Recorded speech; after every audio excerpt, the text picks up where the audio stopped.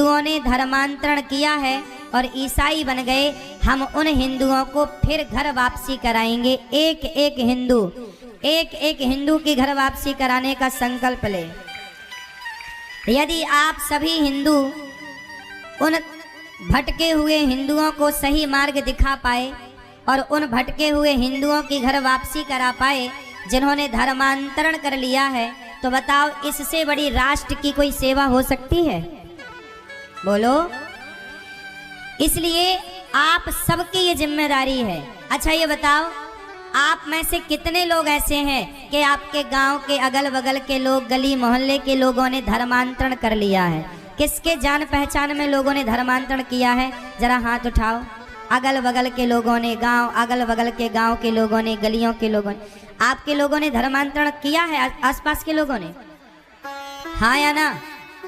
अब देखो, क्रिश्चियन लोग ना तो तलवार उठा रहे हैं, ना तो कहीं वो लड़ाई झगड़ा कर रहे हैं, लेकिन वो सनातन धर्म की जड़ों को काटते चले जा रहे हैं, धर्मांतरण कराते चले जा रहे हैं। कितनी चतुराई से काम कर रहे हैं वो लोग, हाँ या ना? और आप लोगों के अगल बगल में हिंदू लोगों ने धर्मांतरण कर लिया। क्या आप लोगों का धर्म नहीं है कि आप उनसे कहें, अपने धर्म के बारे में उन्हें समझाएं? क्या कमी हो गई आपके अगल बगल के लोगों के पास? क्या कमी है सनातन धर्म में कि हमें छोड़कर जाना पड़ा? क्या कमी है? मुझे बताओ कि सनातन धर्म में कमी क्या है? क्या कमी है? कुछ लोग कहते हैं कि सनातन धर्म में छुआछूत ज्यादा है। क्या ज्यादा है? बोलो जोर से। अब मुझे बताओ कि सनातन धर्म में छुआछूत है या नहीं? जोर से, जोर से, जोर से।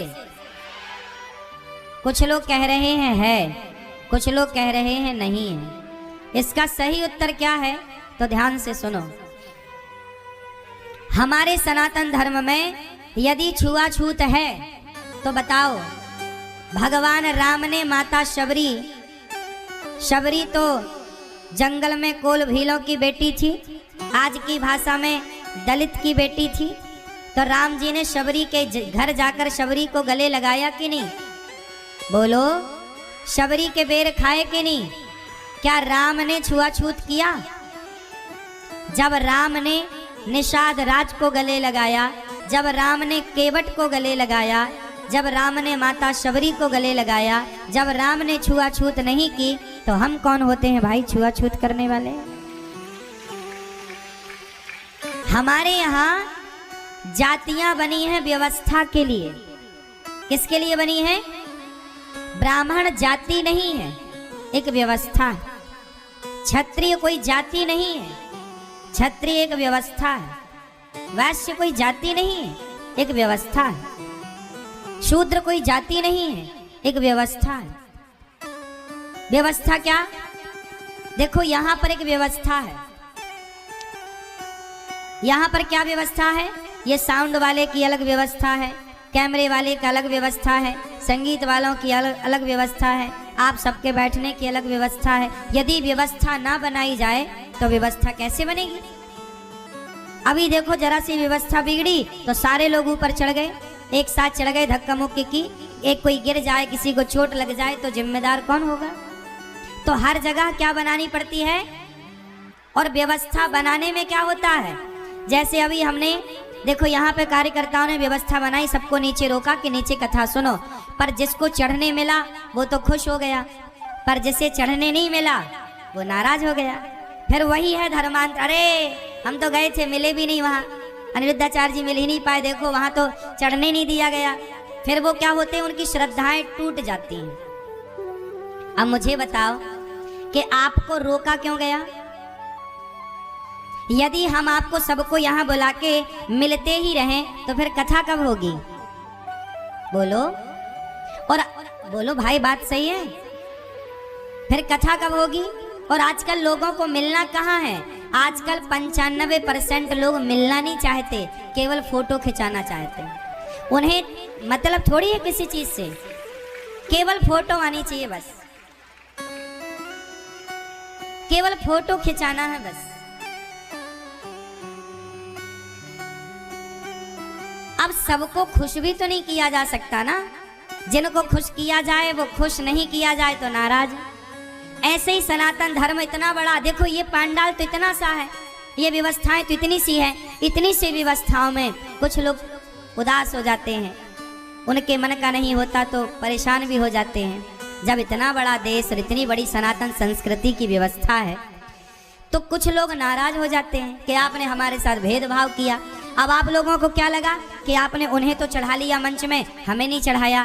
भाई हम तो चाहते हैं आप सब मंच में आओ, सब मिलो, पर ये बताओ कि सब मंच में चढ़ जाओगे तो मंच रहेगा कि टूट जाएगा?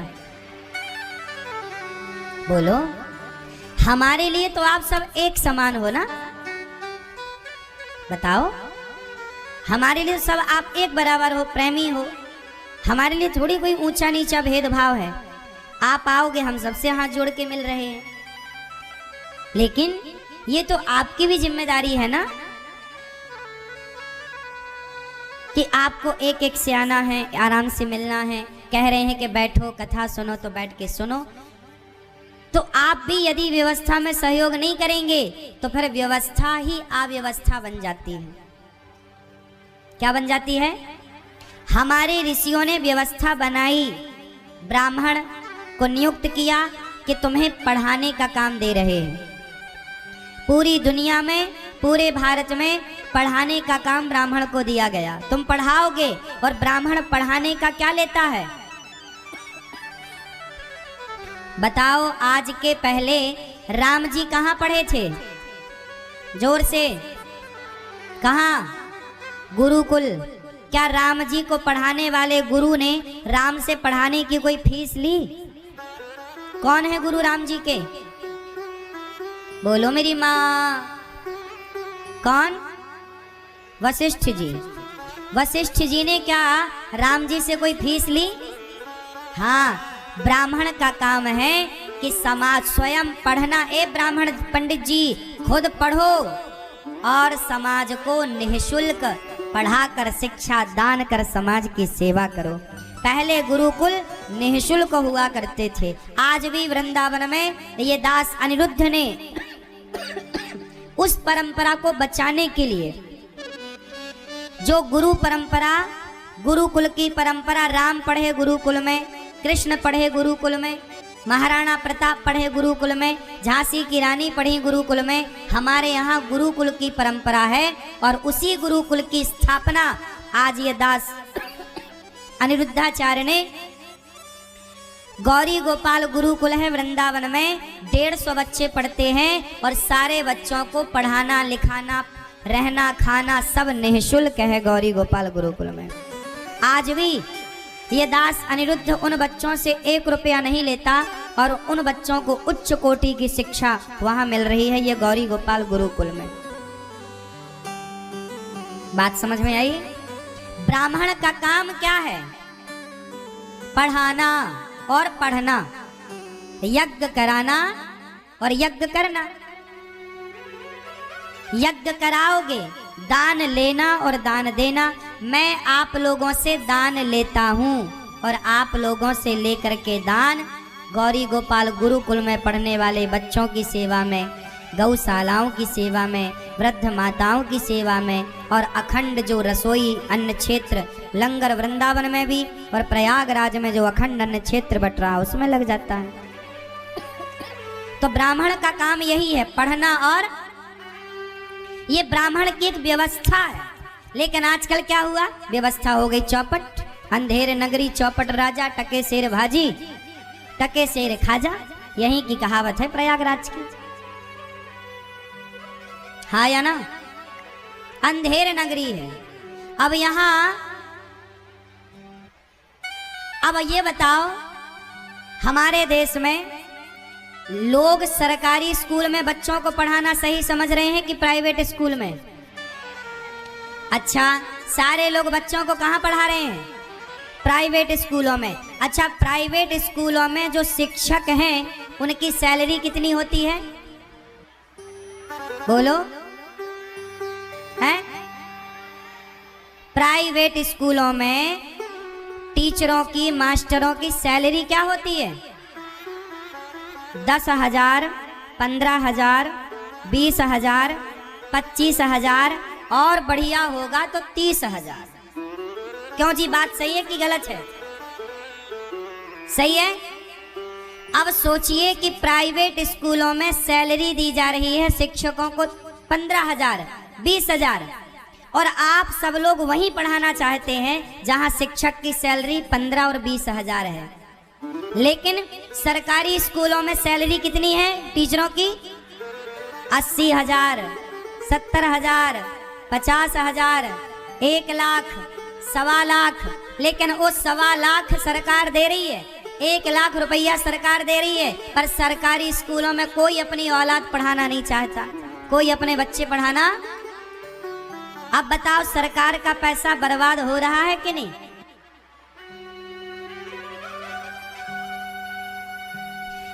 अरे जब तक ब्राह्मण इस देश में पढ़ाता रहा समाज को ना, चाणक्य पढ़ाए तो चंद्रगुप्त नौकर नहीं बने, चंद्रगुप्त सम्राट बन करके बैठ गए।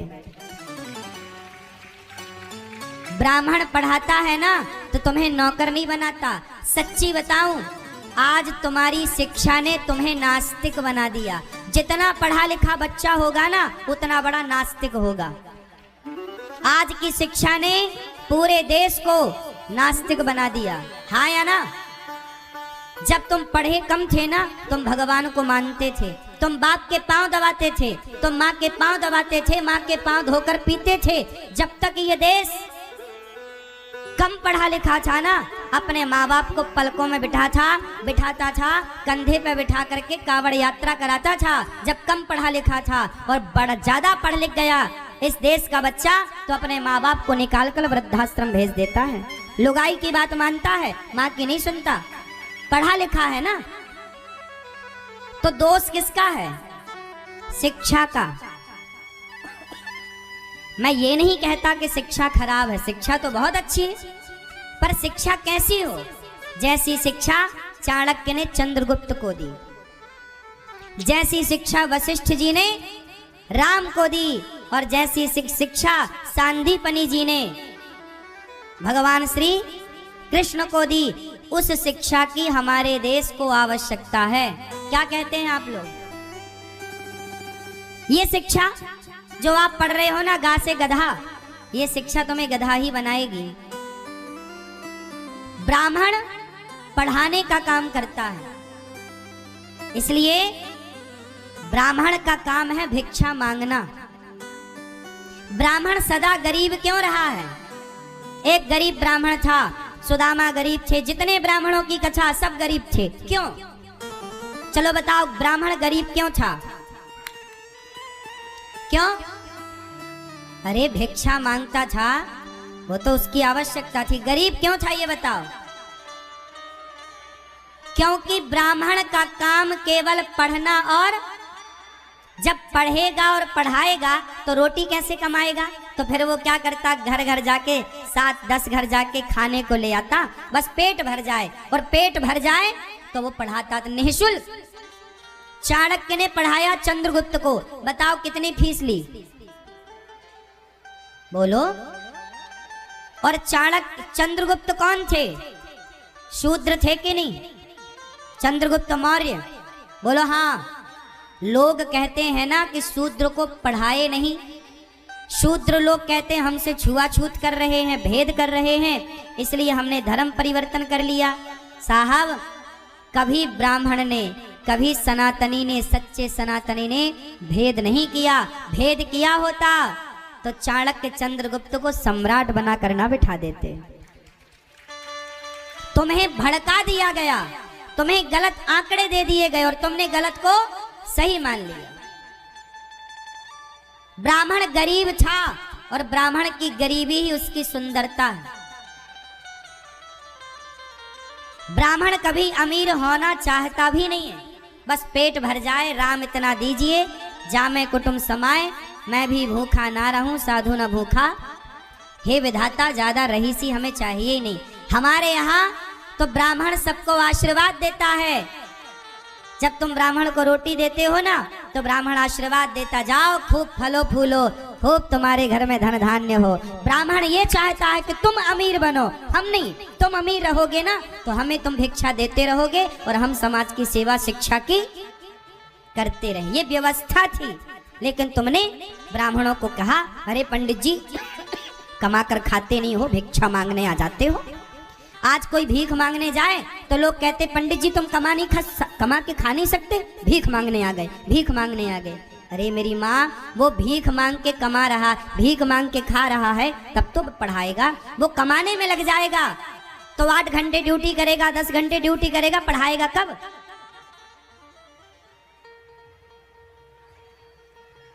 यही तो हुआ। आजकल तुम्हारे बच्चों को कौन पढ़ा रहा है? नौकरी करने वाले। इसलिए तुम्हारे बच्चे बन रहे हैं नौकर। पढ़ लिख कर हर बच्चे को क्या चाहिए? नौकरी। सब बच्चे चाह रहे हमें नौकरी मिल जाए, सबको नौकर बनना है। जबकि हमारे यहाँ जब ब्राह्मण पढ़ाता ना, तो ब्राह्मण ये कहकर नहीं पढ़ाता कि तुम्हें नौकरी करना है, बेटा तुम्हें सेल्फ डिपेंड बनना है। सेल्फ डिपेंड की शिक्षा ही हमारे देश में रही है, नौकर की शिक्षा रही ही नहीं। क्या नहीं था हमारे देश में? मैनेजमेंट नहीं था। इतने बड़े बड़े राजा थे, बिना मैनेजमेंट के राज सत्ताएं चलती थी। तुम जब से पढ़ लिख गए ना, लोहे के सिक्का चलते हैं। जब तक ब्राह्मण पढ़ाता रहा तब तक इस देश में सोने के सिक्का चलते रहे। पागल, क्या बात करते हो तुम? जब तक ब्राह्मण ने इस देश को पढ़ाया तब तक इस देश में कौन से सिक्के चल रहे थे? सोने के, चांदी के। और जब से शिक्षा समाप्त हो गई, ब्राह्मण से शिक्षा छीन ली गई और नौकर बना के रख दिया गया, तब से लोहे के सिक्का आ गए। भूखन मर रहा है आदमी। क्यों जी, बात सही है कि गलत है? ब्राह्मण जब तक इस देश में शिक्षा को संभाले रहा तब तक धर्मांतरण नहीं हुआ। ब्राह्मण के हाथ से शिक्षा गई, धर्मांतरण हो गया। अब सोचो, अब मुझे बताओ, इस देश में पढ़ा कौन रहा है? भैया बैठ जाओ, अभी बैठ जाओ, अभी बैठो। अच्छा ये बताओ, अब हमारे देश में शिक्षा किसके पास है? मतलब पढ़ाने का अधिकार किसके पास है? बोलो। अब हमारे देश में सबसे ज्यादा क्रिश्चियन स्कूल एक्टिव हैं। ये बात सही है कि गलत है? जोर से। हर शहर, हर गांव, हर कस्बा में अब कौन से स्कूल खुल रहे हैं? कॉन्वेंट स्कूल और क्रिश्चियन स्कूल। कौन से? आपके भी बहुत सारे बच्चे क्रिश्चियन स्कूलों में पढ़ते होंगे, हाँ या ना? अब सोचिए कि जिन लोगों ने हमारे देश की सोने की चिड़िया लूटी, अंग्रेजों ने, आज आप उन अंग्रेजों के, उन क्रिश्चियनों के जो देश में धर्मांतरण करा रहे हैं, उन क्रिश्चियनों के स्कूलों में आज हिंदू पढ़ने के लिए मजबूर है। ये देखिए, भारत में रहकर ये भारत की दुर्दशा देखिए। जब तुम्हारी संतान को क्रिश्चियन पढ़ाएगा तो फिर वो पढ़ लिख करके क्या बनेगा? क्रिश्चियन बनेगा, क्योंकि जैसा गुरु वैसा चेला। और हमारे यहाँ जब तक ब्राह्मण पढ़ाता रहा तो ब्राह्मण राष्ट्रभक्त बनाता रहा। ए मर जाना पर अपने धर्म को नहीं छोड़ना।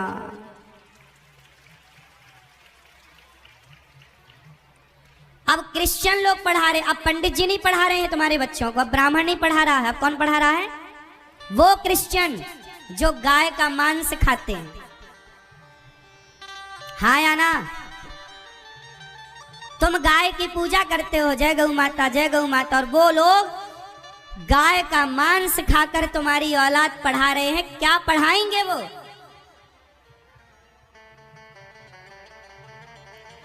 क्या पढ़ाया उन्होंने? उन्होंने पढ़ाया तो हमारे देश में माँ बाप फुटपाथ पर आ गए।